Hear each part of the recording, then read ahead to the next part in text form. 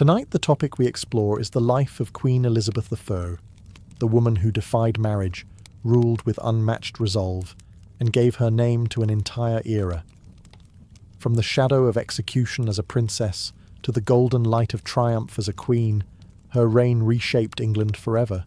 A ruler, a symbol, and a mystery, Elizabeth I stands among the most iconic monarchs in history.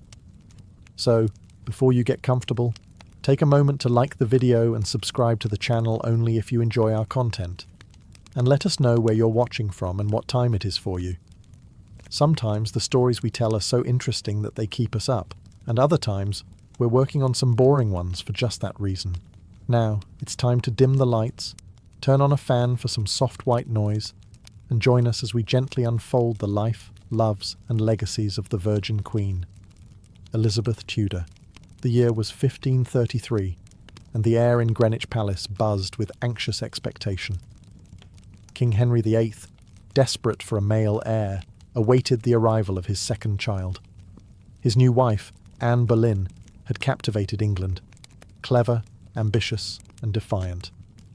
But when the midwives delivered a baby girl on September 7th, silence fell over the court.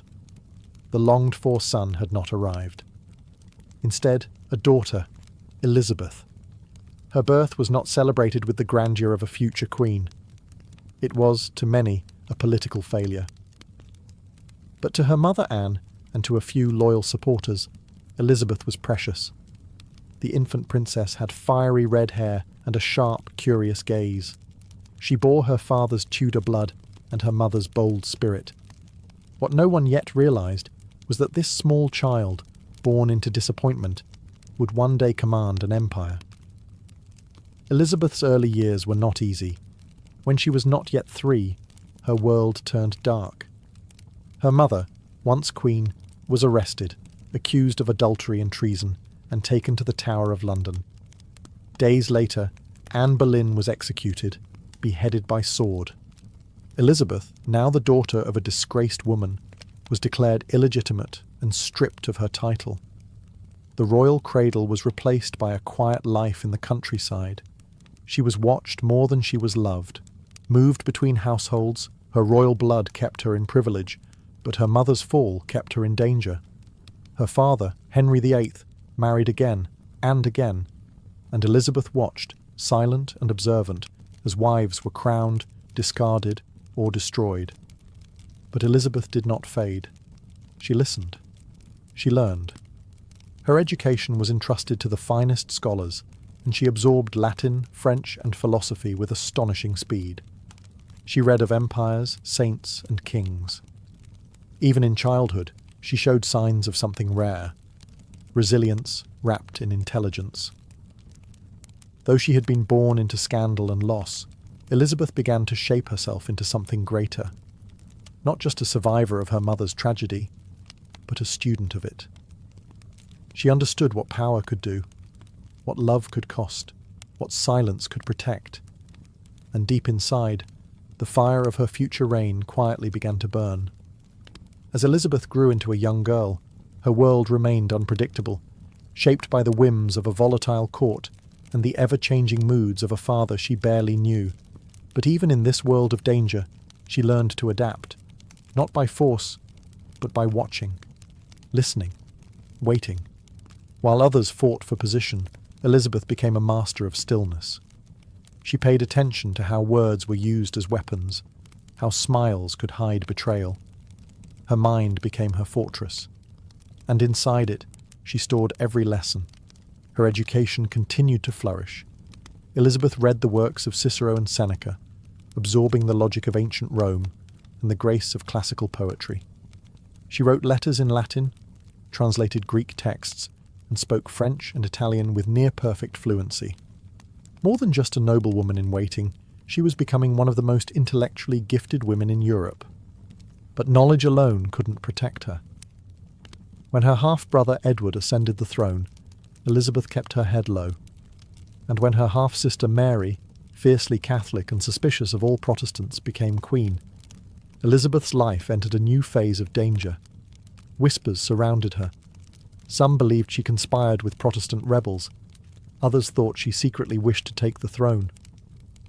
In 1554, when a rebellion erupted against Queen Mary, Elizabeth was implicated. She was taken to the Tower of London. The same stone walls that had once held her mother now closed around her. For weeks, she lived with the fear that she might never leave alive. The cold halls of the tower echoed with silence, interrupted only by the creak of footsteps, the distant sound of ravens, and her own quiet prayers. But still, she did not break. Elizabeth denied every accusation with measured clarity. She wrote carefully worded letters to the Queen, denying treason while never seeming too confident. She cried when needed, stayed calm when expected, and allowed her silence to speak louder than outrage ever could. Eventually, she was released, but not because she was believed. She had simply become too dangerous to kill and too careful to condemn. When she walked out of the tower, Elizabeth was no longer just a princess with a claim. She was a woman forged in suspicion, sharpened by survival. And her time was coming. The year was 1558, and the bells of London tolled for the death of Queen Mary. The land was quiet with anticipation. After decades of religious strife, burnings, executions, and unrest, the people looked to a new sovereign. A woman once imprisoned in the Tower, once branded illegitimate, was now to wear the crown. Elizabeth Tudor, just 25 years old, was proclaimed Queen of England. She rode through the capital streets on a white horse, the November air sharp with the scent of wood smoke and change. The people cheered, tossing their caps and kneeling in muddy streets. She smiled, radiant and composed, but inside she knew the weight she now bore. England was divided. The treasury was nearly bankrupt. Foreign enemies circled, and many still doubted that a woman could rule alone. But Elizabeth had prepared for this moment her entire life. Her coronation on January 15th, 1559, was a pageant of gold, velvet, and incense. She walked into Westminster Abbey dressed in white and crimson, crowned beneath the ancient arches of kings. And yet, there was something different in her reign from the very start, a sense of resolve, of clarity, of control. One of her first decisions was to restore the Church of England, breaking once more from Rome. But she did it with care. She did not launch mass persecutions or inflame tensions. Instead, she sought compromise. She wanted peace, not fanaticism. She assembled a council of trusted advisers. William Cecil became her most loyal servant, brilliant, steady, and wise. Others, like Francis Walsingham and Nicholas Bacon, formed the backbone of her government. These men understood her vision, a stable England, ruled not by fear, but by intelligence and restraint. And then there was the question that would never go away: marriage. Parliament urged her to choose a husband. Foreign courts sent proposals. Princes and dukes were presented like rare gifts. But Elizabeth refused, not rudely, not hastily. She simply never said yes. She once told her advisers, "I am already bound unto a husband, which is the kingdom of England." She would rule alone. In a world where women were expected to follow, Elizabeth had chosen to lead. And though the road ahead would be lined with enemies, threats, and heartbreak, she had already made the most important decision of her reign. She would never share the crown. From the moment she wore the crown, Elizabeth became the most sought-after bride in Europe. Not for love, but for alliance, control, and power. Kings and princes, dukes and noblemen lined up to win her hand. Each proposal carried with it the weight of diplomacy. A marriage to Elizabeth could shift the balance of Europe. But she remained unmarried. One name rose above the rest: Robert Dudley, handsome, charming, and ever present at Elizabeth's side. They had known each other since childhood. He was one of the few who could make her laugh. Whispers at court speculated endlessly about the nature of their bond. His wife's sudden and suspicious death only deepened the rumours. And yet, Elizabeth did not marry him. She did not marry anyone. There were many suitors over the years. Philip II of Spain, once married to her sister Mary. the Archduke Charles of Austria, Francis, Duke of Anjou. Each man represented a possible alliance. Each courtship was drawn out, sometimes for years, only to end in diplomatic silence. Elizabeth played the game carefully.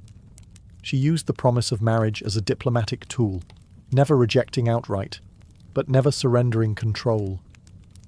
She kept foreign rulers hopeful, while keeping their ambitions at bay.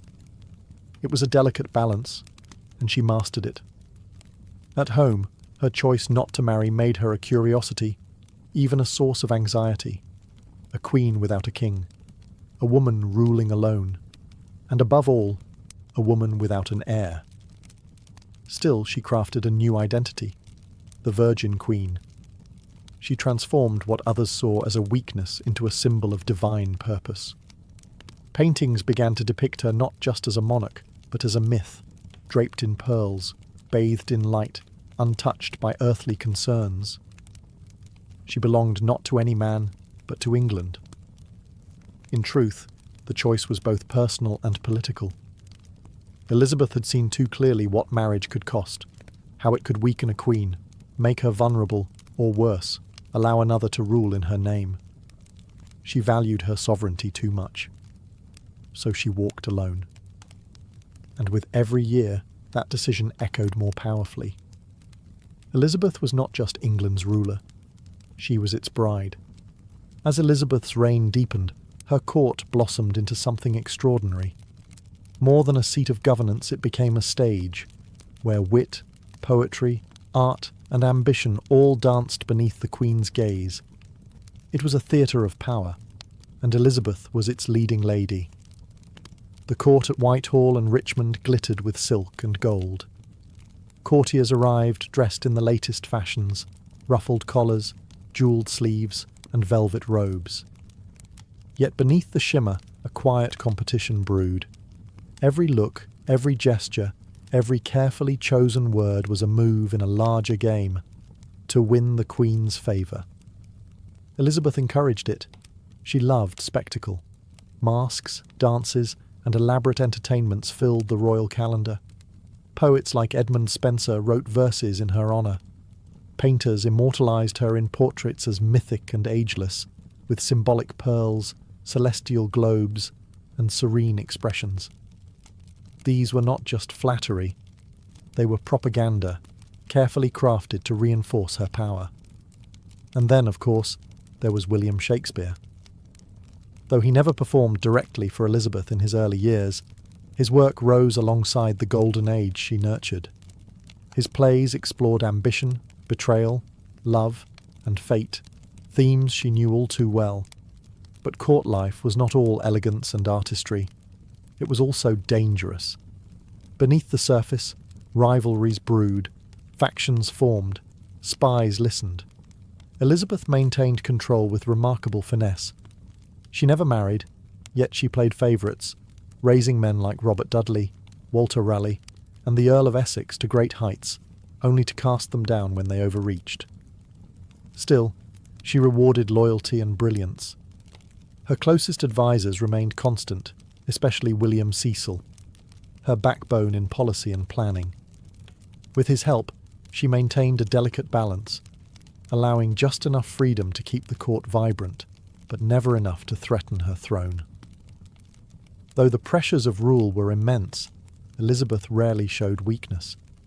Even as the years passed, she wore the mask of magnificence.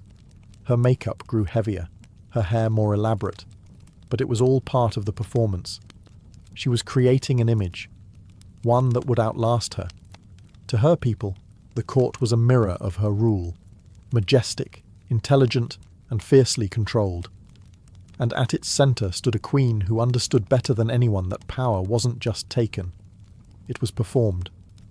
Though Elizabeth's court dazzled with poetry and splendour, shadows gathered beyond the palace walls. Her reign was marked not only by brilliance, but by constant threats, some born from ambition, others from blood. Among the most dangerous of these was her own cousin, Mary, Queen of Scots. Mary was everything Elizabeth was not: Catholic, widowed young, and a former Queen Consort of France. To many English Catholics, Mary had the stronger claim to the English throne. She was seen not just as an alternative, but as the rightful queen. And worse still, she was living under Elizabeth's watchful eye. After being forced to abdicate her Scottish throne, Mary fled to England in 1568, expecting Elizabeth's protection. What she found instead was elegant imprisonment.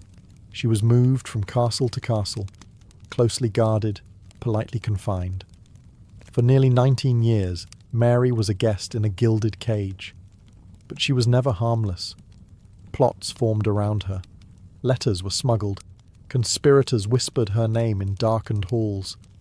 Some wanted to kill Elizabeth and place Mary on the throne. Time and again, Elizabeth hesitated. Mary was, after all, royalty, a fellow queen, and Elizabeth believed deeply in the divine right of monarchs. How could she justify executing one of her own? And yet, the plots kept coming. Finally, one went too far. In 1586, the Babington plot was uncovered, a conspiracy to assassinate Elizabeth and free Mary. This time, the evidence was undeniable. Mary's own letters were discovered, proving her involvement. Elizabeth wrestled with the decision. She signed the death warrant, then paused, then signed again. On February 8, 1587, Mary was executed at Fotheringhay Castle. The moment was solemn, grim.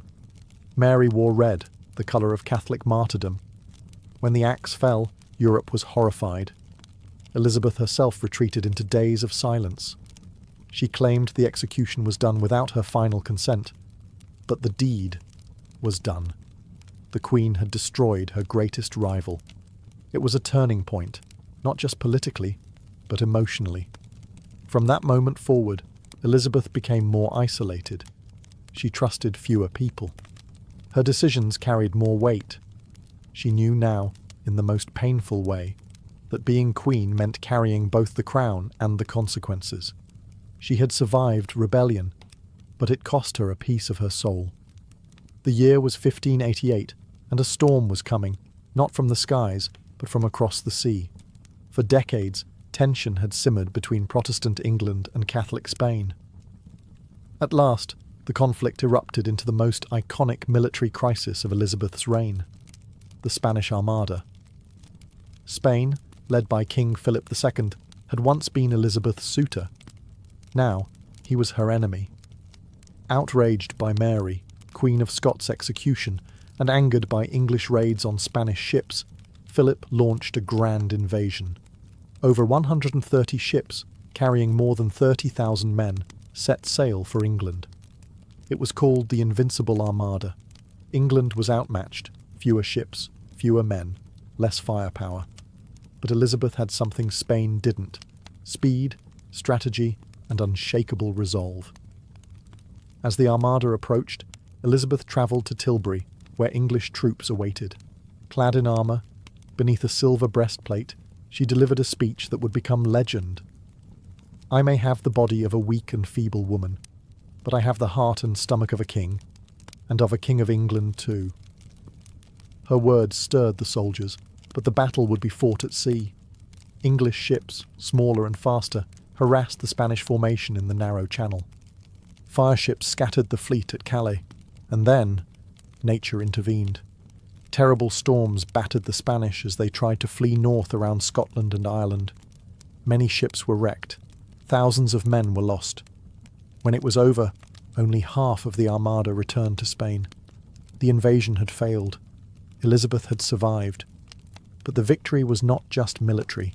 It was symbolic. England, small and divided only a generation before, had stood against the most powerful empire in the world and endured. Elizabeth's image as the Virgin Queen became more powerful than ever. She was no longer just a monarch, she was a national icon. Paintings showed her standing tall with her hand over the globe, her gown studded with eyes and ears, symbolizing her awareness, her command. The moment solidified her legacy. The defeat of the Armada didn't end all threats, but it marked a turning point. Elizabeth's England would never be underestimated again. And the Queen, once doubted by kings and dismissed as a woman alone, had now proven herself invincible. In the years that followed the defeat of the Spanish Armada, Queen Elizabeth I stood at the height of her power. Her face adorned medals, coins, and tapestries. Foreign ambassadors bowed with reverence. Her people praised her as Gloriana, the shining jewel of England. But time, like the tide, could not be held back. The Queen, who once dazzled with youth and wit, now entered her 50s and 60s. Her most trusted counsellors began to die. William Cecil, her wise and faithful adviser for 4 decades, passed away. Robert Dudley, perhaps the only man she ever loved, died unexpectedly in 1588. When she heard the news, she locked herself in her chambers and refused to eat for days. The court grew colder. New courtiers sought power, but few earned her trust. She grew more suspicious, more reserved. Her days were filled with ceremony and statecraft, but her nights, increasingly, with silence. One of her last favourites, Robert Devereux, the Earl of Essex, embodied the trouble of this fading era. Young, charming, and ambitious, Essex captured Elizabeth's favour, but also her ire. He disobeyed orders, failed in battle, and eventually led a reckless rebellion against the crown in 1601. Elizabeth was forced to sign his death warrant. He was executed for treason, and with him, another piece of her heart vanished. Economically, the country strained. War had emptied the treasury. The cost of living rose.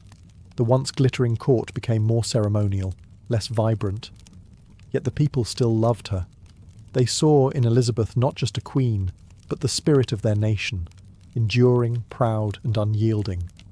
In her final years, Elizabeth refused to name a successor, fearful that it would undermine her authority while she still lived. She stood alone, increasingly weary, yet unwilling to let go of power. The once glorious pageants grew fewer. The dances slowed. The sparkle dimmed, but the crown remained firmly on her head. She wore white lead makeup to mask the aging face beneath. Her hair, once auburn, was now a wig, but she still stood tall in her towering gowns, her voice commanding even when her strength waned. In her twilight, she clung to one thing above all else, her image, because she knew, long before others did, that her legend would outlive her. By the dawn of 1603, Queen Elizabeth I was a woman at the end of a long and extraordinary journey. She had ruled England for 44 years, guiding it through rebellion, invasion, plague, and Renaissance. But now, at age 69, she was tired. She withdrew more often from public life. Her appetite faded. She grew thinner, more distant, sometimes lost in thought for hours, sitting silently beneath the windows of Richmond Palace. Those closest to her knew the Queen was slipping away. She refused to take to her bed. Perhaps it was pride. Perhaps it was fear of the symbolism. A monarch lying down meant a monarch nearing death.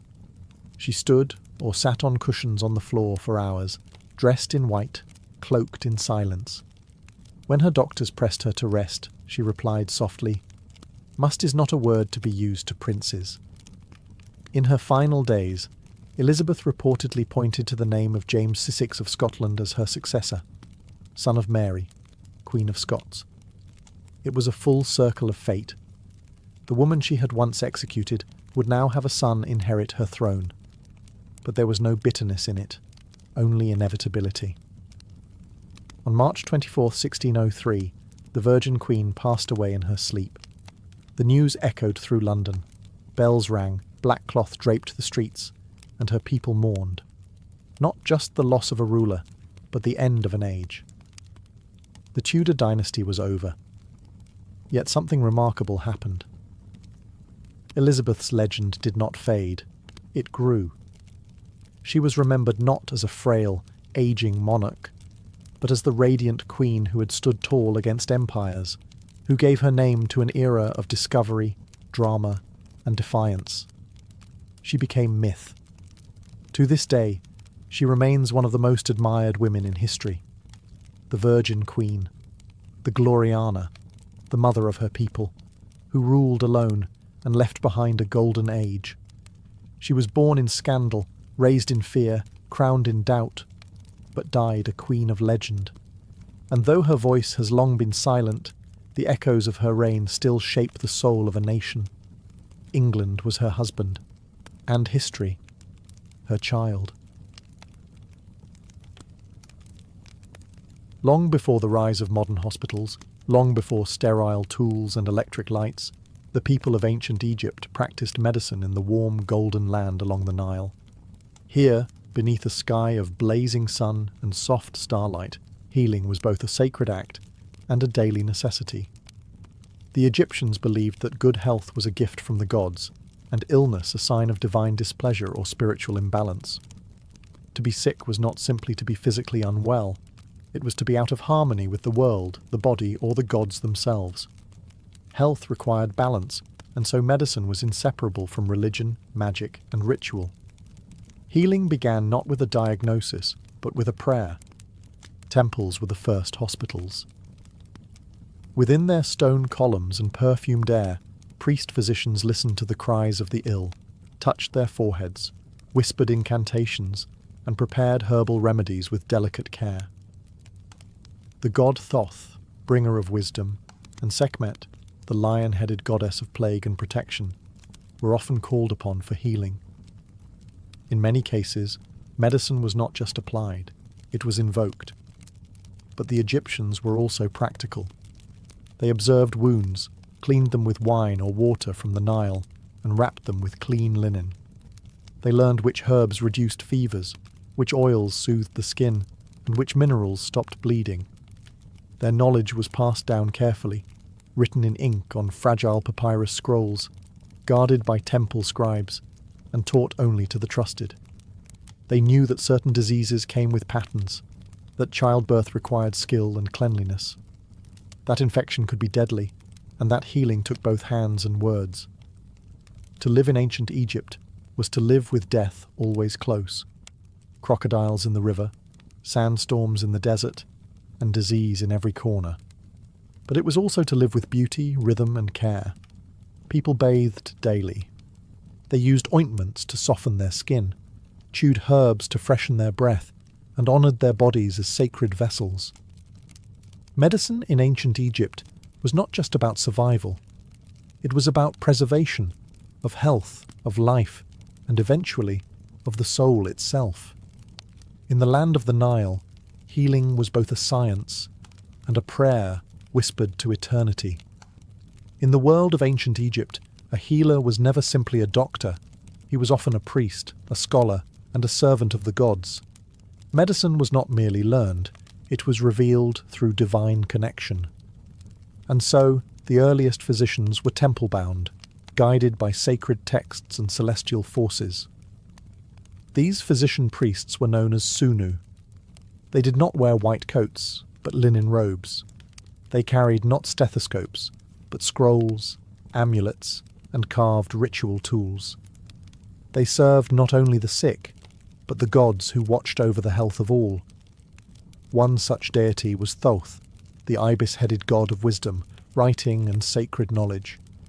He was believed to have gifted medicine to mankind, recording its principles in books locked deep within temple libraries.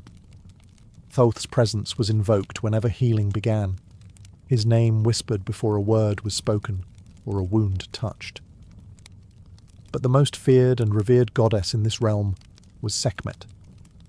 With the face of a lioness and eyes of fire, Sekhmet represented both disease and its cure. She was said to bring plagues upon Egypt when angered, but also to lift them when appeased. Prayers to Sekhmet were spoken with awe. Her priests memorized hundreds of rituals to calm her wrath and channel her healing strength. When a patient fell ill, the Sunu consulted the gods through ritual. They would anoint sacred statues, burn incense, and chant over water to make it holy. Sometimes, healing began with a dream. Patients slept inside temples, hoping the gods would reveal the cure while they rested in divine silence.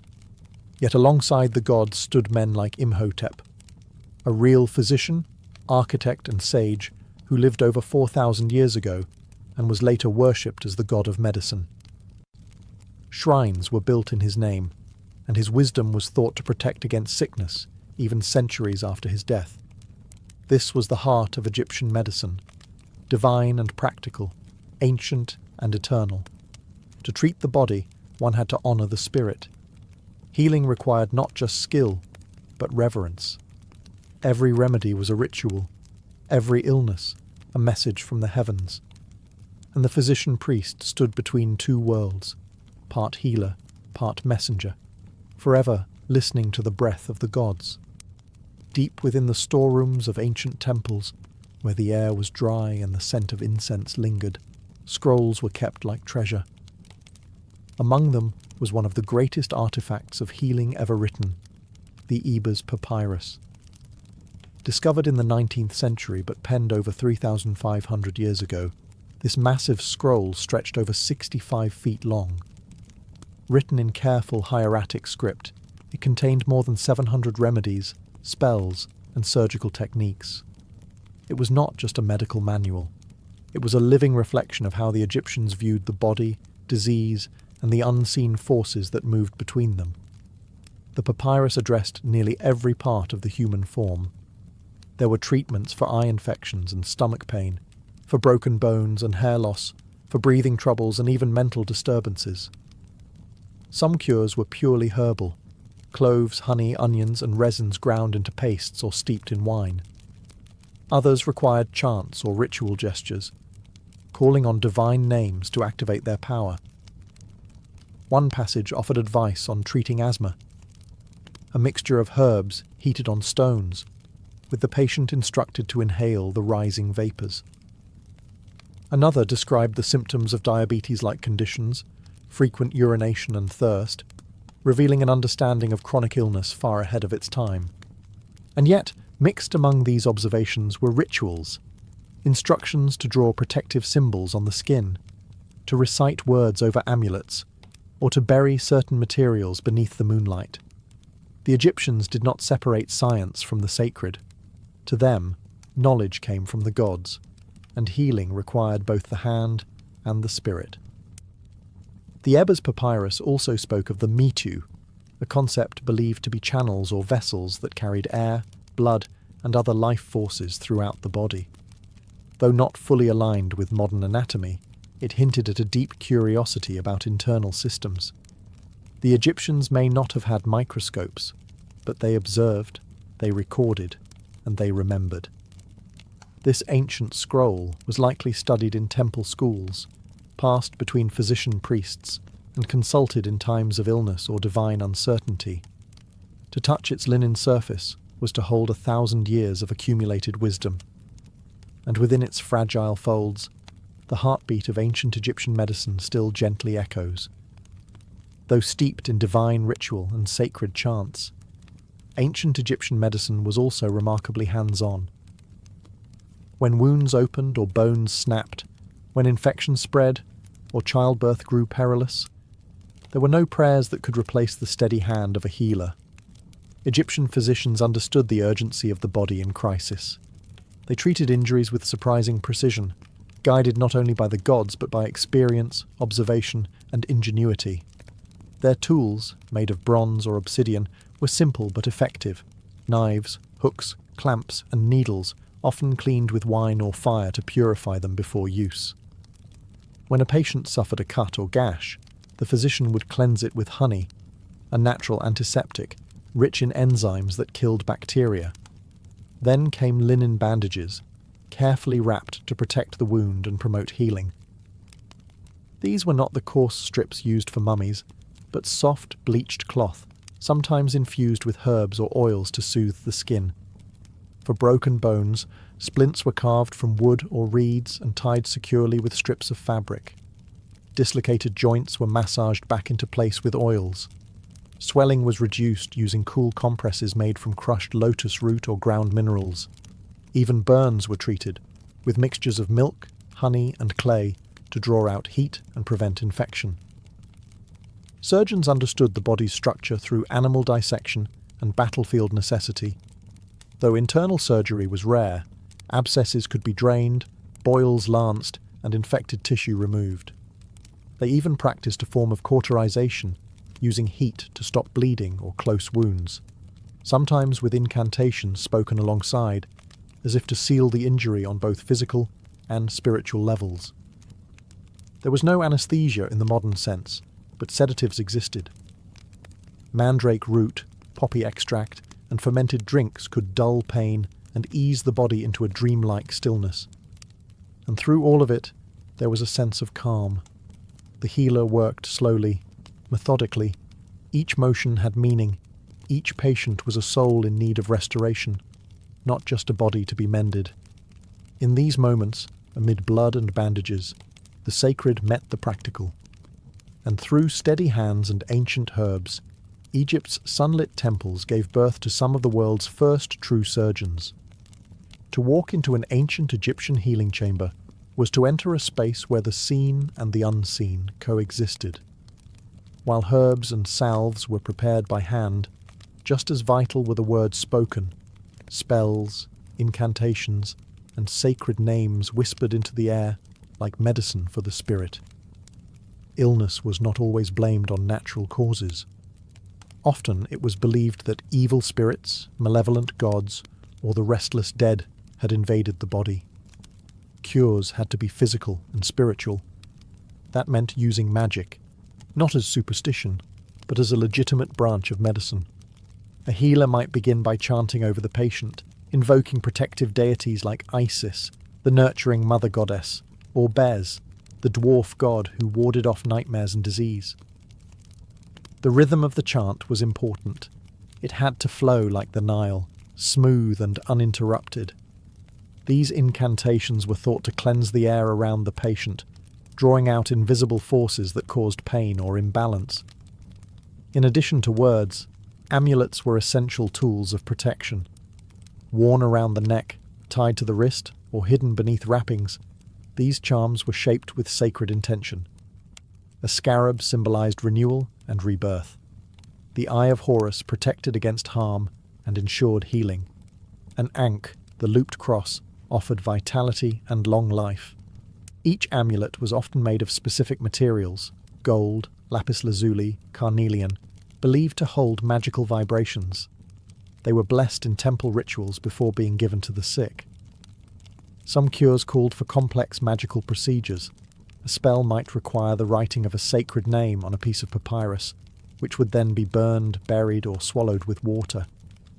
Other rituals involved drawing protective circles on the floor or painting symbols on the patient's skin to block evil forces from returning.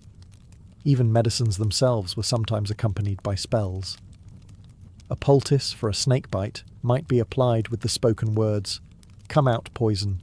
May Ra strike your heart." This union of word and substance, of spirit and science, formed the true heart of Egyptian healing. For them, the body could not be healed unless the soul was soothed. And so the healer became both doctor and sorcerer, treating the wounds that could be seen and casting out the ones that could not. Beneath the shadows of temple walls and along the fertile banks of the Nile, the ancient Egyptians gathered their medicine not from bottles, but from the earth. Leaves, roots, resins, seeds and flowers. Nature was their apothecary, and the land itself was filled with healing. The Egyptians knew their plants well. They understood which herbs cooled fevers, which eased pain, and which stirred the stomach into calm. Their remedies were not guessed. They were learned, passed from healer to apprentice, etched into papyri, and refined over generations. To soothe burns, they used aloe vera, its thick gel applied directly to damaged skin. For infections, they turned to myrrh, a fragrant resin harvested from desert trees. Myrrh was antibacterial, soothing, and sacred, burned in temples, rubbed into wounds, and mixed with wine for sore throats. Pain was relieved using willow bark, which contained salicin, an early version of aspirin. The bark was chewed or brewed into tea, its bitter taste masking the power within. Coriander, cumin, garlic, and juniper berries were used for digestion, while fenugreek calmed coughs and licorice root sweetened the breath and soothed the throat. Many remedies were prepared with care. Ingredients were ground on smooth stone pallets, mixed with oil, wine, milk, or honey, and administered in carefully measured doses. Some were swallowed, others applied to the skin. Some were packed into wounds, others were burned so the patient could inhale their healing smoke. Honey was a common ingredient, not just for taste, but for its natural ability to fight infection and preserve tissue. Milk and beer, sacred in daily life, became carriers for powdered herbs or crushed minerals. Even animals played a role. Fat from crocodiles or hippos, crushed beetles or snakeskin might be used in rare treatments, though always balanced by ritual and prayer. Every ingredient had purpose, both physical and symbolic. Their medicine cabinets were not hidden behind glass. They grew from gardens, markets, and temple courtyards. The world itself was filled with healing, if one knew where to look. And though their pharmacology was born from intuition rather than chemistry, the results spoke for themselves. For in ancient Egypt, plants were more than tools. They were silent physicians, rooted in the rhythms of life. To the ancient Egyptian healer, diagnosing an illness was not a quick or simple task. The body, after all, was a vessel not only of blood and bone, but of spirit, emotion, and destiny. Understanding what ailed a person meant observing not just symptoms, but signs. Not just the flesh, but the fate behind it. The physician-priest would begin by listening to the voice of the patient, the rhythm of their breath, the expression in their eyes. He might feel the pulse, not as we do today, counting beats, but sensing patterns of energy, tension, or imbalance in the flow of life through the body's hidden channels. They examined urine, sweat, and stools, looking for colour, odour, or unusual texture. The tongue might be inspected, as well as the skin, pale or flushed, hot or clammy, dry or slick with oil. But beyond these physical clues, a deeper question was always asked. Why now? Illness, to them, had cause, but it also had context. Was this punishment from a god? A curse from a jealous rival? An unseen spirit clinging to the soul? In more mysterious cases, healers turned to divination. They might consult the Book of Dreams, interpreting visions the patient had while sleeping. A dream of falling could mean a loss of protection. A dream of drowning might suggest the soul was overwhelmed. Temples even offered dream incubation chambers, where the ill slept overnight hoping to receive guidance from the gods themselves. Some healers drew sacred symbols in the sand, or cast small bones to read patterns. Others watched birds or consulted oracles, asking for signs from the divine. A diagnosis could come from the stars, from the flight of a hawk, or from the quiet hiss of wind through papyrus reeds. For those suffering mental distress, visions, confusion, or deep sorrow, the diagnosis might be spiritual possession. The cure? A blend of herbs, soothing words, and powerful incantations to banish the intruder from the mind. In Egypt, to diagnose was not only to name a disease, but to understand its story. Every illness had a beginning, a message, and, if the gods willed it, a cure. And the healer's role was to uncover that hidden thread and gently bring it back into balance. To the ancient Egyptians, death was not the end. It was a continuation, a doorway, a sacred transition from one world to the next. And just as a physician healed the living, he also prepared the dead. The art of mummification was, in truth, a final act of medicine. The process was long, 70 days of careful ritual preparation. It began with the washing of the body, using water from the Nile and fragrant palm wine to purify the flesh. Then came the removal of the internal organs, the stomach, intestines, lungs, and liver, each carefully taken and placed into canopic jars, watched over by protective gods. The heart, believed to house the soul and memory, was often left inside the body. In some cases, it was replaced by a sacred amulet, a scarab, to ensure safe passage through the afterlife. The most delicate step was the removal of the brain. A long, hooked tool was inserted through the nose, breaking the thin bone behind the eyes. The brain was drawn out in fragments, not considered vital for the afterlife. Once emptied, the body was packed with natron salt, a powerful drying agent. For 40 days, it rested in stillness as moisture left the flesh. Then came the wrapping, a process both medicinal and mystical. Hundreds of yards of linen were layered around the limbs, fingers, and torso, often inscribed with protective spells and sealed with resin. Amulets were placed between the layers, each symbol meant to guard a part of the spirit's journey. The Eye of Horus for protection, the Ankh for eternal life, the Jed pillar for strength and stability. The final wrapping was often done with great ceremony. Priests recited the opening of the mouth ritual, symbolically restoring the senses so the soul could eat, speak, and breathe in the afterlife. Perfumed oils were applied. A mask, often golden, was placed upon the face. The mummified body was then placed in a carved sarcophagus, and finally, within a tomb filled with food, tools, and texts for the next world. For the Egyptians, to preserve the body was not vanity. It was love. It was the final healing, the eternal medicine, and through it, death itself was softened into sleep. Though the sands have long covered the temples, and the papyrus scrolls have faded with time, the wisdom of Egypt's ancient healers still echoes in quiet ways. Their blend of science and spirit, of herbs and hymns, laid the foundation for generations to come, not only in medicine, but in how we understand the human experience of healing. Many of their practices travelled far. Greek scholars, including Hippocrates and Galen, studied Egyptian texts and techniques. The Greeks built upon Egyptian ideas of anatomy, diagnosis, and herbal remedies. Even the word pharmacy traces its roots to the Egyptian Per Ankh, the house of life, where medicine, magic, and writing were preserved. Concepts like hygiene, wound care, and the importance of observation all find echoes in modern clinics. The ancient use of honey as an antiseptic, willow bark for pain, and garlic to strengthen the body are still supported by today's science. In some ways, the Nile's physicians were not primitive. They were pioneers, walking the line between the tangible and the divine. Yet their greatest legacy may not be found in ingredients or instruments, but in philosophy.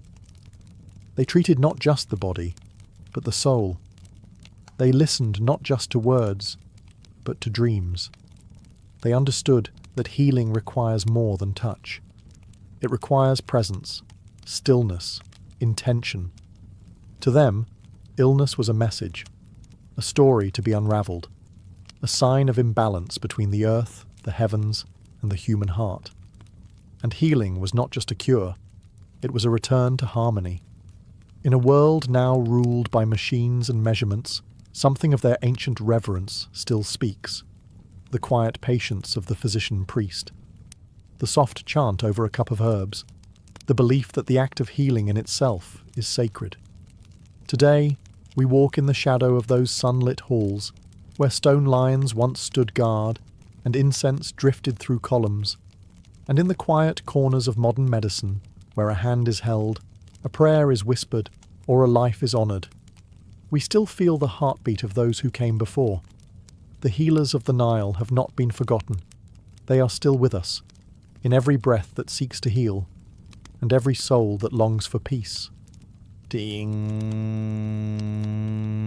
In the spring of 1945, Berlin was no longer the heart of an empire. It was a city in ruins. Bombed from the sky, battered by tanks and hollowed by years of war, the once proud capital of Nazi Germany was now a silent landscape of crumbling stone and broken windows. Streets were unrecognizable, landmarks reduced to rubble. The war had ended, but what followed was not peace. The victorious Allied powers, the United States, the United Kingdom, the Soviet Union and France, met to decide the fate of Germany. Though enemies of the Nazis, they were not truly allies. Their ideologies had always stood in contrast. And now, as they stared across the same table, that contrast began to harden. Germany was divided into 4 occupation zones, each governed by one of the Allies. Berlin, despite lying entirely within the Soviet zone, was also divided. A city within a country, split among 4 foreign powers. What began as cooperation, an attempt to stabilize the nation, quickly shifted. Ideals clashed, agreements frayed. In the Western zones, the Americans, British, and French encouraged democratic rebuilding. They introduced free elections, supported private enterprise, and sought to revive Germany's economy. In the Eastern Zone, the Soviets imposed centralized control. They dismantled industry, censored opposition, and established the roots of a socialist state aligned with Moscow. Berlin became the epicenter of this growing rift. Once a single metropolis, it now hosted 2 opposing futures. West Berlin began to fill with American goods, jazz music, and newspapers. East Berlin echoed with propaganda, food rationing, and political purges. In these early post-war years, the border between East and West was not yet walled. People could still move freely between sectors, passing from one world to another by crossing a street. But tensions rose with each passing month. In 1948, when the Western Allies introduced a new currency, the Soviets retaliated with the Berlin blockade, sealing off road and rail access to the city. In response, the West launched the Berlin Airlift, a massive operation flying in food, fuel, and supplies. For nearly a year, West Berlin survived on wings. By the time the blockade ended, one thing was clear. Berlin was no longer just a city. It was a symbol, a fault line between freedom and control, between East and West, and it would only grow deeper. The end of the war had brought victory, but not unity. As months turned into years, the uneasy partnership between the Allies deteriorated into quiet hostility. The world was dividing, not just ideologically, but physically. And nowhere was that split more visible than in Berlin. The city that once stood as the cultural and political heart of Germany was now a microcosm of the entire Cold War. On one side, the Western Allies, led by the United States, pushed for reconstruction, democracy, and open markets. On the other, the Soviet Union moved swiftly to transform its sector into a socialist stronghold, aligning Berlin's east with Moscow's vision of the world. At first, the lines weren't drawn in concrete, but in policy. West Berlin flourished with American investment and consumer culture. Supermarkets, cars, and cinemas signaled a return to normalcy. East Berlin, however, became a city of ration cards, grey buildings, and propaganda posters promising equality through obedience. And the people noticed. Between 1949 and 1961, over 2.5 million East Germans fled to the West, many through Berlin. Teachers, engineers, doctors, and young professionals walked across the border, seeking opportunity and freedom. It was an exodus the East could not afford to sustain. As the escape numbers climbed, tensions reached a boiling point. The East German government, backed by the Soviets, accused the West of deliberately luring its citizens away. The West countered that people were simply choosing liberty. Each side pointed fingers. Each side fortified their stance. In the East, the Stasi, the secret police, grew in size and power, tasked with suppressing dissent and monitoring loyalty. In the West, American troops remained stationed as both symbol and shield. Every bus that crossed sectors, every conversation overheard in a cafe, every glance at a foreign newspaper carried the weight of ideology. Berlin was no longer just divided. It was tense, fragile, and bracing for something more permanent. A wall didn't exist yet, but the idea of it had already taken root. The Iron Curtain was closing, brick by silent brick, and Berlin stood directly in its shadow. Soon that shadow would take form, and what had been imagined would become real. It happened without warning. In the still hours of the night on August 13, 1961, East Berliners awoke to find their world changed. Soldiers, construction crews, and police moved silently under the cover of darkness, unrolling barbed wire and digging trenches. Roads were blocked, train lines were cut, Families were divided in an instant. What had been an invisible border between East and West Berlin now had form. It wasn't a wall, not yet. It began as fencing, makeshift barricades, and rows of armed guards. But even in its earliest hours, it was unmistakably a prison. The East German government called it a protective barrier. They claimed it was necessary to defend socialism from Western aggression. In truth, it was built to stop the flow of people, to trap them within a regime that was hemorrhaging its citizens. Chaos followed. People raced to windows overlooking West Berlin, shouting to relatives they could no longer reach. Some tried to escape immediately, leaping from apartment buildings that bordered the dividing line, jumping into nets held by West Berlin firefighters. Others were pulled back by East German guards. A few were shot. Some fell to their deaths. Within days, concrete began replacing wire. Taller, stronger walls were poured and hardened. Streets that once flowed freely were now sealed by slabs of stone and guarded towers. Checkpoint Charlie, one of the few sanctioned crossings, became a tense standoff point, where American and Soviet tanks would one day face each other, muzzle to muzzle. The wall grew quickly, 96 miles of separation, encircling West Berlin like a noose. Watchtowers, searchlights, tripwires, and anti-vehicle trenches turned the border into a militarized zone. Anyone caught attempting to cross could be arrested, shot, or disappear entirely. It was more than a structure. It was a message. The message that freedom would now come at a cost. That movement, choice and reunion were no longer rights, but risks. For the people of Berlin, the wall was not just a border. It was a wound, raw, sudden, and unhealed. And though built overnight, its shadow would stretch across decades. After August 1961, Berlin was no longer one city.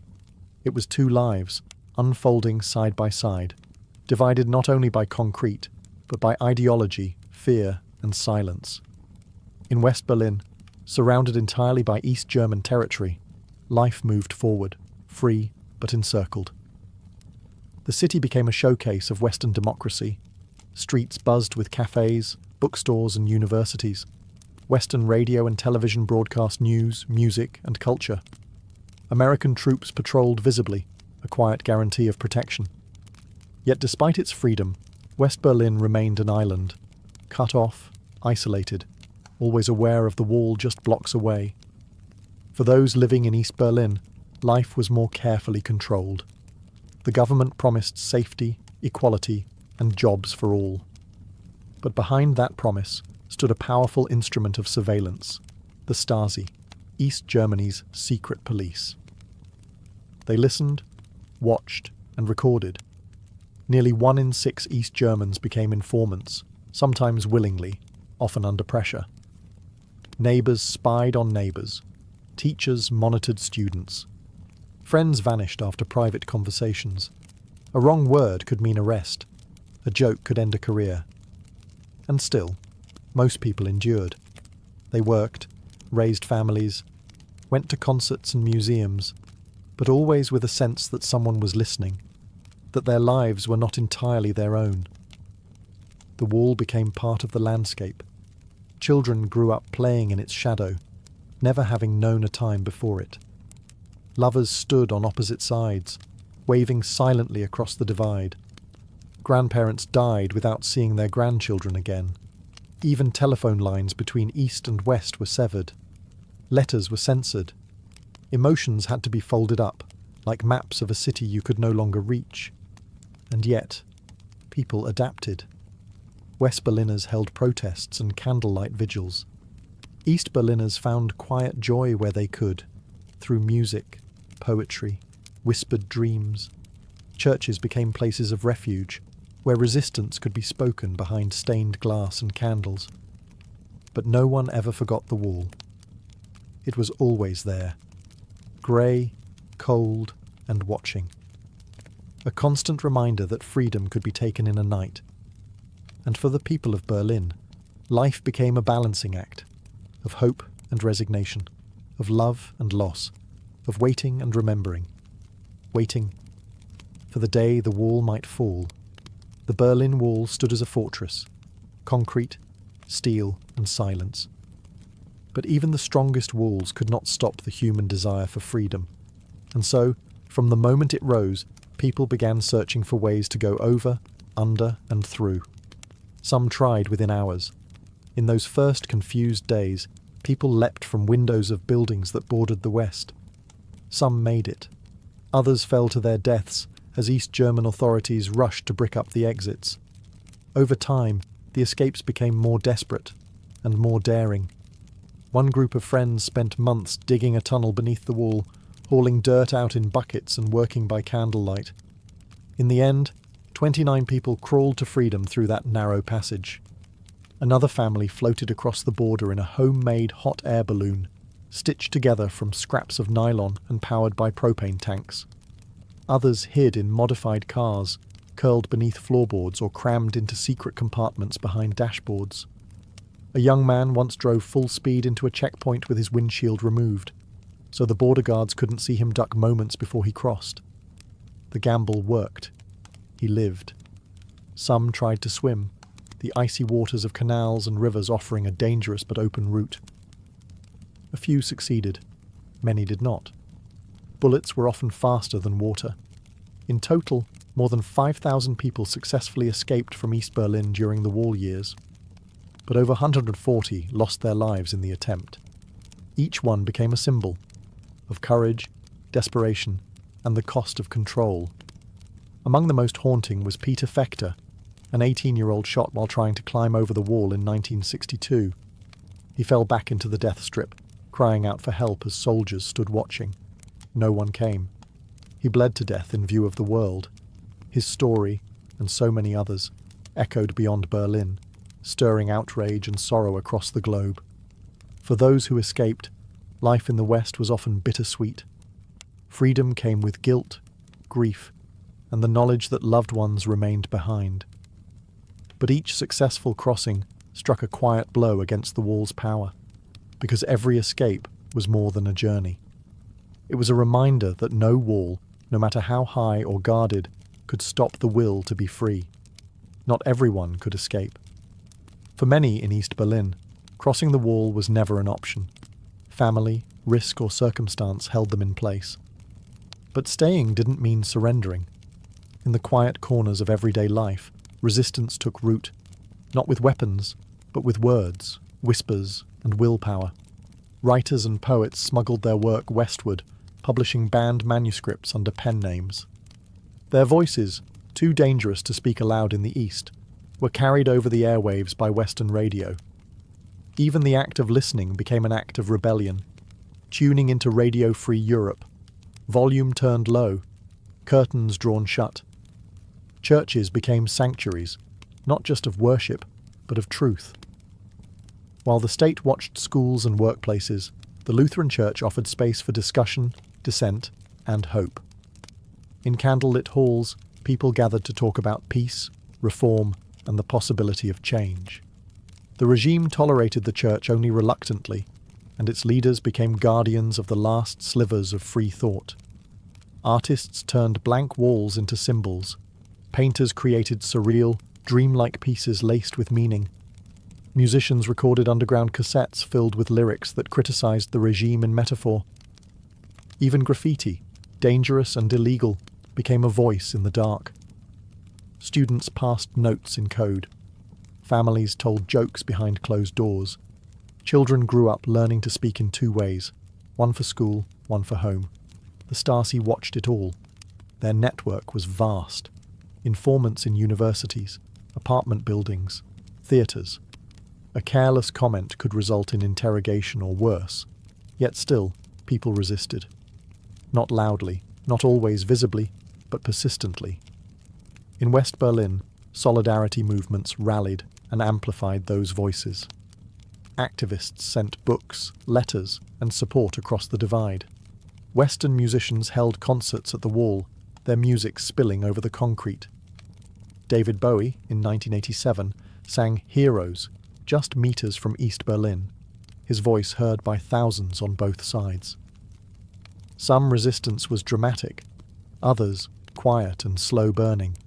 But each act, no matter how small, was a refusal to forget that freedom existed just beyond reach. The wall could divide a city, but it could not fully crush the human spirit.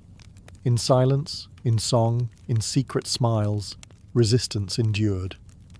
And beneath the surface of control, something was shifting. By the mid-1980s, change was stirring, not just in Berlin, but across the Eastern Bloc. The Soviet Union, long the architect of East Germany's policies, was beginning to shift. Under Mikhail Gorbachev, reforms known as glasnost, openness, and perestroika, restructuring, began to ripple through the rigid steel of communist control. But East Germany's leadership resisted. Hardline and paranoid, they rejected reform, insisting that socialism would continue untouched. Yet the people knew otherwise. The outside world was no longer out of reach. Western television beamed images of prosperity. Radio waves carried voices of change. Travellers returned with stories of life beyond the wall. Then something unexpected happened. In Hungary, a fellow Eastern Bloc nation, border fences began to come down.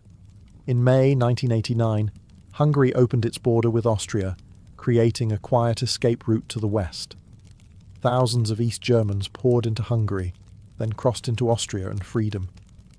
This wave of defiance sparked a chain reaction. Peaceful protests spread through East Germany. In Leipzig, citizens gathered in churches and public squares, holding candles and chanting Wir sind das Volk, we are the people. Their message was clear. The government no longer spoke for them. Week after week, the protests grew. In Dresden, Berlin, and other cities, tens of thousands marched, peacefully but with conviction. For a state built on surveillance and silence, the noise of the people became deafening. International pressure mounted. Cameras captured the marches, the tension, the courage. Even East German security forces began to hesitate. The world was watching, and bloodshed would not go unnoticed. Behind closed doors, East German officials scrambled to respond. In their desperation to calm the protests, they made a mistake. A single sentence at a press conference, delivered without clarity, suggesting that travel restrictions would be eased, effective immediately. The meaning was misunderstood. The people heard one thing: the border is open. That single crack, spoken in confusion, was enough. Crowds began to form at the checkpoints demanding passage. The guards, stunned and uncertain, reached for phones that no one answered. And on that fragile, quiet confusion, a wall that had stood for 28 years began to tremble. It was the night of November 9th, 1989, cool, quiet, and unremarkable at first. But by evening, something extraordinary began to unfold. Following the now infamous press conference blunder, where an East German official stated that citizens could cross the border immediately, thousands of East Berliners gathered at the wall. Confused, excited, skeptical, they came with passports, questions, and hope. At checkpoint Bornholmer Strasse, the guards were overwhelmed. They hadn't received orders. No one knew what to do. Crowds grew. The chants became louder. "Open the gate!" Some guards shouted into phones, asking for instructions, asking for help. But the higher-ups too were caught off guard. No orders came. And then, at 10:45 p.m, a miracle born of hesitation happened. A single border guard, faced with thousands of unrelenting citizens and no clear direction, made a choice. He opened the gate.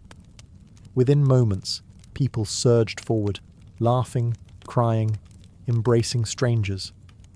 East Berliners poured into the west, where crowds were already waiting with champagne, flowers, and tears. The divide of decades was now a flood of joy. As midnight approached, Berliners climbed the wall itself. They stood atop the concrete monster that had haunted them for 28 years, arms raised to the sky. Some chipped away at it with hammers and chisels, turning the wall into dust and souvenirs. Others simply sat in silence, unable to speak through the emotion. There was no violence, no sirens, no bullets, only freedom. The world watched in awe. News anchors struggled to hold back tears. Politicians scrambled to understand what was happening. But for the people of Berlin, there was nothing to debate. The wall had fallen, not by decree, not by policy, but by the will of those who refused to live divided. That night, the city sang. Streets once patrolled by soldiers rang with music, clinking glasses, and the murmur of reunions. Siblings met after decades. Old lovers embraced. Strangers kissed through wire fences now pulled apart. The wall had tried to silence them. But on that night, it became the loudest silence in history, broken not by bombs, but by joy. And in those early morning hours, Berlin was whole again, not yet officially, but undeniably. The wall had fallen. But the path to healing was just beginning. In the weeks that followed November 9th, 1989, Berlin transformed. Borders stayed open. Guard towers were abandoned. Bulldozers moved in. Pieces of the wall were chiselled away, kept as souvenirs, sold in markets, sent around the world. Each fragment, a symbol of something bigger, a victory of unity over division. On October 3rd, 1990, less than a year later, East and West Germany were officially reunified. The flags changed. The maps were redrawn. Berlin was no longer an island, no longer a front line. It was once again the capital of a single sovereign nation. But reunification was not instant harmony. East and West had grown apart, not just in wealth and infrastructure, but in memory. East Germans, or Ossis, had lived under surveillance and restriction. West Germans, or Wessis, had lived in freedom, but often misunderstood what life behind the wall had cost. The physical barrier had been removed, but emotional ones took longer. Still, Berlin moved forward. The Brandenburg Gate, once trapped in the death strip between two worlds, became a symbol of celebration. Unity Day became a national holiday. Streets were renamed. Statues came down. And still standing pieces of the wall were left as memorials, not to glorify the past, but to remember it. Today, Berlin is a city reborn. Its walls are now covered in art. Its once divided train lines now run uninterrupted. Where soldiers once stood with rifles, children now play, and where silence once lingered, music flows. But the memory endures. Museums and markers remind visitors where the wall once stood. Small brass plaques on sidewalks name those who died trying to cross. And every year, Berliners light candles on the anniversary of the wall's fall, not in celebration alone, but in reflection. Because the story of the Berlin Wall is not just about division, it's about resilience, about the quiet courage of those who stayed, the daring of those who fled, the voices that refused to be silenced. And in a world that still builds walls, Berlin remains a whisper, a reminder that even the tallest structures can crumble when people choose to stand together. The wall is gone, but the lessons remain. Wall. Before the violin took its shape, the world was already filled with stringed voices, soft, trembling notes that danced through temples, courts, and villages. The idea of drawing sound from string was ancient, older than memory itself. And for centuries, humanity experimented with ways to make wood, gut, and bow create something that resembled song. The earliest known bowed instruments came not from Europe, but from Central Asia and the Middle East. The rebab, with its round belly and haunting tone, spread through Islamic culture and into North Africa and Spain. In Byzantine lands, the lyra echoed in palaces and town squares. In medieval Europe, the fiddle and the viol took root. Flat-backed, fretted instruments often played in ensembles or to accompany dance. These early instruments shared a spirit, if not a shape. They used a bow to stroke the strings, creating sustained tones that mimicked the human voice. But they lacked something, a certain clarity, projection, and flexibility. The music of the Renaissance was growing richer. more expressive. Composers longed for instruments that could match their expanding vision. And so, the search for a more refined sound began. By the 15th and early 16th centuries, a new design began to emerge. It wasn't the product of one man or one moment, but a gradual evolution, shaped by trial, error, and intuition. Luthiers, string instrument makers, experimented with curved tops, arched backs, and F-shaped sound holes, searching for balance between resonance and control. The idea of 4 strings, tuned in fifths, took hold. A smaller body, easier to handle and more agile in voice, became preferred. And most importantly, the instrument was designed not to sit on the lap or be cradled like a viol, but to rest on the shoulder, held close, like a companion. This was not just a technical change, it was emotional. It made the player part of the instrument, and the instrument part of the player. And though it had no official name at first, this new form, this slender, curved, expressive creature, was the birth of what we would come to call the violin. Delicate, powerful, and timeless. In the heart of northern Italy, nestled beside the slow-moving waters of the Po River, lies the quiet city of Cremona. In the 16th century, this was not a city of armies or kings. It was a city of artisans. The streets echoed not with cannons, but with chisels tapping wood, with hands smoothing varnish, with music drifting softly from behind shutters. It was here, in Cremona's workshops, that the violin found its true home. No one can say exactly why Cremona became the cradle of violin making. Perhaps it was the humidity in the air, ideal for curing tonewood. Perhaps it was the abundance of alpine spruce and Balkan maple, the perfect marriage of softness and strength. Or perhaps it was the people, humble craftsmen with careful hands and keen ears, who gave the violin its soul. Among them was Andrea Amati, born around 1505, a luthier whose vision would shape music for centuries.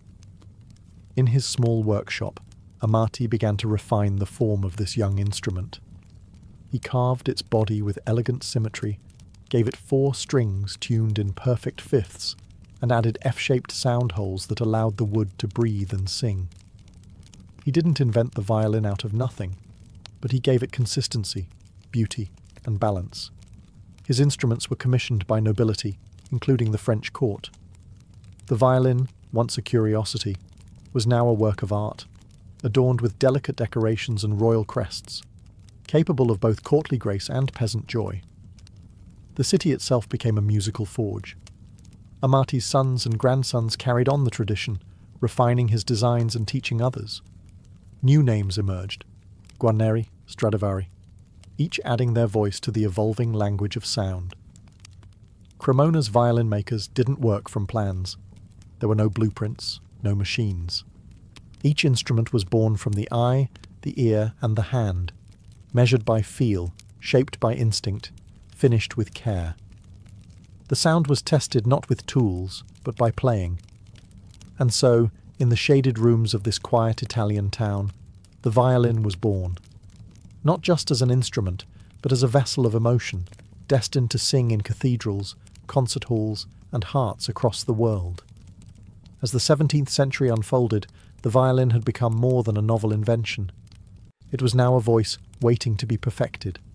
And in the quiet streets of Cremona, that perfection took shape. Not in marble or paint, but in wood.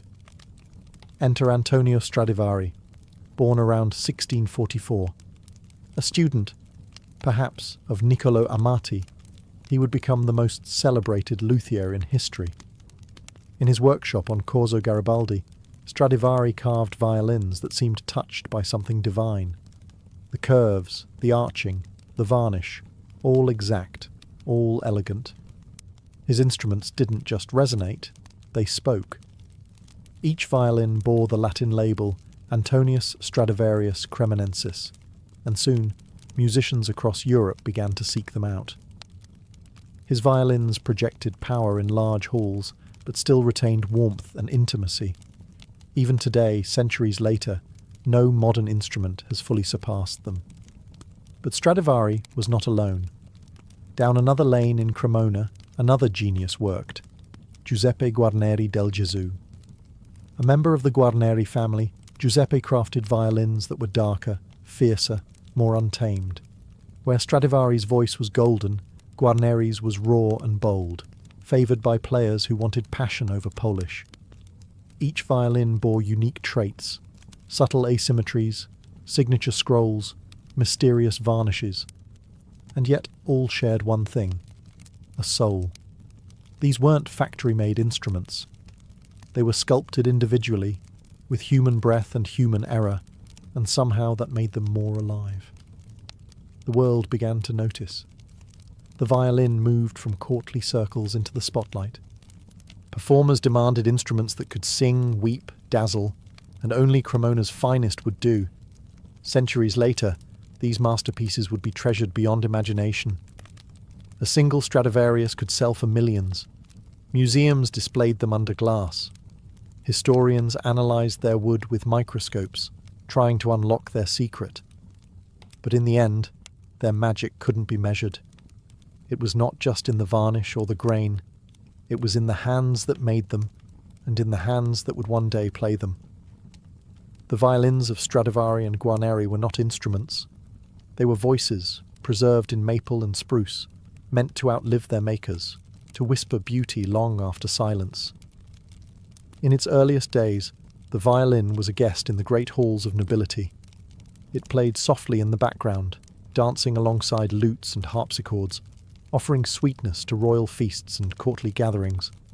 But in time, the violin would leave its modest seat and step boldly into the spotlight, not as accompaniment, but as a voice of its own. As Europe entered the Baroque period, music began to shift. Composers no longer wrote only for kings. They wrote for feeling, for grandeur, for drama. The violin, agile and expressive, was perfectly suited for this transformation. It could soar like a bird, whisper like a secret, or cry like a human soul. One of the first to realize its power was Arcangelo Corelli. In Rome, he composed violin sonatas and concerti grossi that showed the instrument's elegance and versatility. His music was lyrical, graceful, and precise. The violin no longer just followed the melody. It was the melody. Then came Antonio Vivaldi, a priest and virtuoso in Venice. He wrote hundreds of violin concertos, each one a vivid painting in sound. His most famous, The Four Seasons, transformed weather into music: spring's blossoms, summer's storms, autumn's harvest, winter's chill, all portrayed through a violin's strings. The instrument was now a storyteller, capable of portraying the world's rhythms. By the late 1600s and early 1700s, the violin had become the jewel of the orchestra. Concert halls replaced courtrooms. Public performances welcomed common citizens, not just royalty. And on these new stages, the violin led the way, commanding attention, demanding emotion. Its shape had not changed much. The instrument itself was still slender and delicate, but its presence had grown. It was no longer a quiet companion. It was a voice for composers, a challenge for performers, and a bridge between the private and the public. The violin had stepped out of the salon and onto the world's stage, and with each performance, each concerto, and each trembling note, it proved that it was not just another instrument. It was the heart of the music. By the 19th century, the violin was no longer confined to elegance. It had become a force of raw expression, capable of thrilling crowds and revealing the most intimate corners of the human soul. And leading this transformation was a man who seemed to be born of myth, Niccolò Paganini. Tall, pale, with long black hair and eyes that burned, Paganini was both genius and enigma. When he played, his fingers blurred across the fingerboard. He leapt across octaves, bent notes into cries, and coaxed sounds from the violin no one thought possible. Rumours swirled. Some said he had sold his soul to the devil in exchange for his gifts. In truth, Paganini had simply mastered the violin in a way no one had before. He invented techniques that pushed the instrument to its limits. Left-hand pizzicato, double stops, rapid harmonics. His compositions weren't just difficult, they were daring, theatrical, emotional. Audiences were mesmerized, composers were inspired, and the violin was now seen not only as a beautiful instrument, but as a mirror of human passion. Others followed. Joseph Joachim, the poetic interpreter of Brahms. Pablo de Sarasate, whose elegance matched Paganini's fire. Fritz Kreisler, who infused charm and warmth into every phrase. Each left their fingerprint not only on the violin's music, but on the violin itself.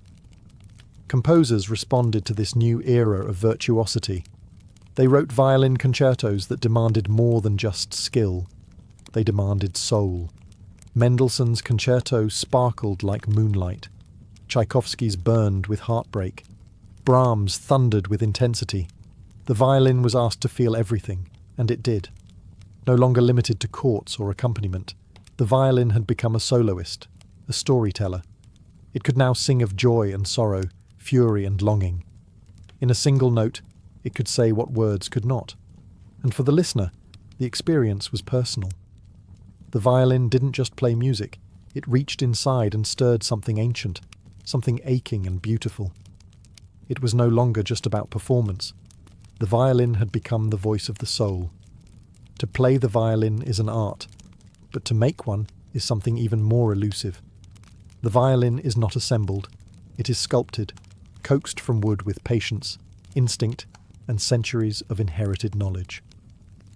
No factory or machine can replicate the hands of a master luthier. The process begins with wood, not just any wood, but carefully chosen pieces with the right grain, age, and resonance. Spruce for the top, light and vibrant. Maple for the back and sides, strong and flexible. The wood must be seasoned, sometimes for decades, to reach its perfect voice. Then comes the carving. The arch of the body must be just so. The thickness of the plates, the exact shape of the F-holes, the curve of the scroll, all impact the sound. Luthiers work slowly, listening as they shave away slivers. The goal is not perfection, but balance, between strength and vibration, brilliance and warmth. And then there is the varnish, a mystery that has puzzled scientists for centuries. The golden glow of a Stradivarius, the dark fire of a Guarneri. Each was finished with secret blends of oils, resins, and pigments. Was the magic in the ingredients, or in the hands that applied them? Modern researchers have X-rayed, CT scanned, and chemically analysed the great violins of the past. They've measured frequencies, modelled acoustics, even recreated 3D printed copies. And yet, no one has fully unlocked the secret. Because the secret may not be in the material, but in the relationship. A great violin is more than its parts. It is the product of hours spent listening, adjusting, feeling. The luthier taps the wood, bends the grain, senses its potential.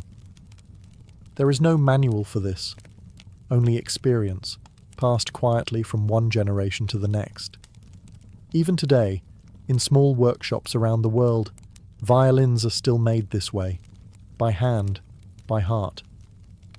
Each one is slightly different, because each piece of wood has its own story, and once the instrument is finished, it waits, silent, breathless, until the bow draws across its strings and brings it to life. The violin does not just sing, it remembers how it was made. Though born in the hands of Italian luthiers, the violin did not stay in Europe. Its voice, so human, so adaptable, was destined to travel.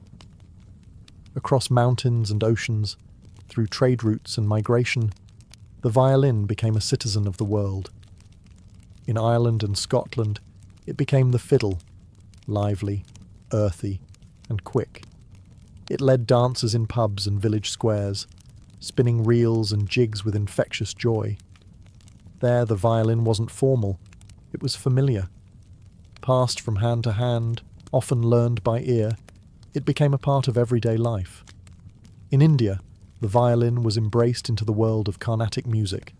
Held differently, resting against the ankle while seated, the instrument was reimagined.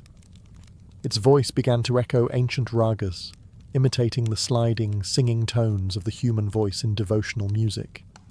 It did not replace traditional instruments. It adapted, and in doing so, became sacred. In the Middle East, the violin took on the microtonal scales of Arabic and Persian music, often replacing the rebab and Comanche.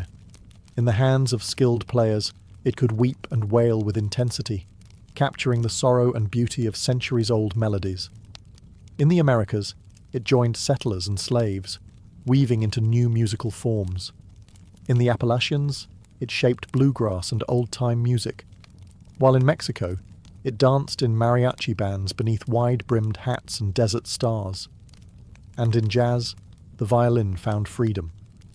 From Stefan Grappelli's smoky Parisian improvisations to the raw power of Stuff Smith, the instrument once confined to courts now swung, improvised, and roared. Each culture tuned the violin to its own soul. Each gave it a new accent, a new purpose, a new place in the story. And yet, the instrument remained the same.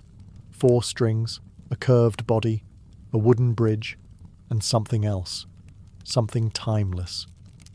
No matter the genre, the country, or the tradition, the violin kept one foot in history and the other in emotion. It could sound like a whisper or a wildfire. And perhaps that's its true power. The violin does not belong to any one place. It belongs wherever there is feeling. When the orchestra assembles, all eyes turn to the front, the place where the violins sit. Row upon row, their polished wood gleaming beneath the lights. Their bows rise in unison, ready to breathe life into the silence. In this world of sound, the violin wears the crown. It is the largest section in the orchestra, divided into firsts and seconds, each with a distinct voice. The first violins often carry the melody, soaring above the ensemble, agile and bright. The second violins, equally vital, weave harmonies and support, creating the rich tapestry of sound. At the head of it all sits the concertmaster, the lead violinist, and second only to the conductor. They cue the ensemble, tune the orchestra, and sometimes even take centre stage as a soloist. Their role is not just musical, but symbolic, a bridge between leadership and collaboration. Composers have long known the power of this instrument. From the quiet shimmer of Debussy to the thunderous storms of Mahler, the violin adapts, capable of tenderness or fire, simplicity or brilliance. In orchestral scores, it is often given the first word and the last. But the concert stage is not just for symphonies. Violin soloists have risen to become some of the most revered artists in classical music. Names like Jascha Heifetz, David Oistrakh, Itzhak Perlman, and Hilary Hahn have filled halls with performances that feel less like concerts and more like conversations between soul and string. They perform concertos that challenge the limits of emotion and technique. Tchaikovsky's aching melodies, Sibelius's icy fire, Beethoven's quiet majesty, all come alive when a single violin steps forward. The violin leads, it listens, it lifts, and when the orchestra swells behind it, the sound becomes not just music, but story. In the concert hall, under golden ceilings and velvet curtains, the violin has found its kingdom. It speaks in a language no words can match, telling tales of longing, love, fury, and joy. It does not need translation. It does not seek applause. It simply sings, in a voice centuries old, yet forever young. Centuries have passed since the violin first sang in the hands of an Italian artisan, and yet its voice has never faded. From palace chambers to crowded subways, from grand concert halls to humble village dances, the violin endures, not as a relic, but as a living, breathing soul of music. In an age of digital instruments and synthetic sound, the violin remains unchanged. It still begins as wood, cut, carved, and shaped by hand. It still waits in silence until touched by bow and breath. No batteries, no wires. Just tradition, tension, and the quiet power of resonance. New luthiers continue the craft, some in the same towns, even the same streets, as Amati and Stradivari once walked. They work not from mass production, but from memory, mentorship, and intuition. And players, young and old, still pick up the violin for the first time with a mixture of awe and reverence. Old violins, too, continue to live. Some are passed through generations, their varnish worn smooth by the hands of history. Others rest in velvet-lined cases, waiting for the right player to draw them back to life. A Stradivarius, built in the 1700s, can still hold a room in silence with a single note. But the violin is not confined to the past. It plays in film scores, in experimental jazz, in video games and virtual reality. It speaks to audiences who have never heard a concerto, drawing emotion from ears that don't know its name. Because the violin does not need to be explained. Its language is universal. A cry in one culture is a cry in another. A lullaby is soft in any tongue. And still, after all these years, the violin has one more miracle. It grows with you. A child's scratchy first notes become, in time, the song of their life. For the listener, too, it changes. What once felt bright might now feel nostalgic. What once was joyful might now bring tears. It evolves, not in shape, but in meaning. Because the violin is not just an instrument. It is a companion to emotion, a vessel for memory, a voice that never forgets. And as long as there is silence in the world, the violin will be there, ready to sing again.